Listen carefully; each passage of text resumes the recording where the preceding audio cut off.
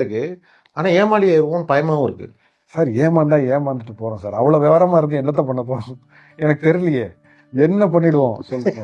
என்ன கிடைச்சிரும் உங்களுக்கு? சரி நான் உங்கள்கிட்ட ஒரு ரொம்ப விவரமாவே இருக்கேன். நீங்க பதில் என்கிட்ட எப்படி இருக்கீங்க? சரி அவன் பெரிய விவரம் போல, நானும் அப்படியே இருந்துக்கிறேன். என்ன கிடைச்சிரும் எனக்கு உங்கள்கிட்ட இருந்து? இன்னும் உங்க பாக்கெட்ல இருந்து நான் ஒரு 500 ரூபாய் நான் எடுத்துட முடியுமா என் விவரத்தை வச்சு? அதுக்கு மேல என்ன பண்ணிட முடியும் சார்? நான் இன்னொரு உதாரணமும் சொல்றேன். ஒரு மகத்தான ஒரு எழுத்தாளர், அவர் நிறைய புத்தகங்கள்லாம் எழுதியிருக்காரு. அவருடைய கதைகள் நிறைய சினிமால திருடி படமா எடுத்துட்டாங்க. இது எனக்கு தெரியாது. யாரோ ஒரு ரைட்டர்னு கூட்டு போறாங்க, பார்த்து பேசுறேன். ஏன்னா அவர் பிரபலமான ரைட்டர் இல்ல, ரொம்ப நல்ல ரைட்டர், அவ்வளவுதான்.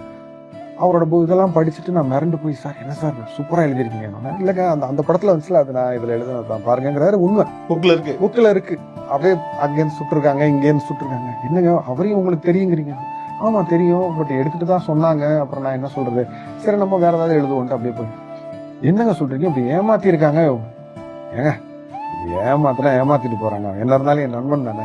ஏமாத்துறேன், நமக்கு எழுதுறதுக்கு இன்னும் நிறைய இருக்குல்ல. ஒருத்த ஏமாத்திடுவான் அப்படின்னு நினைச்சுக்கிட்டே நம்ம பழக முடியாது இல்லைங்க.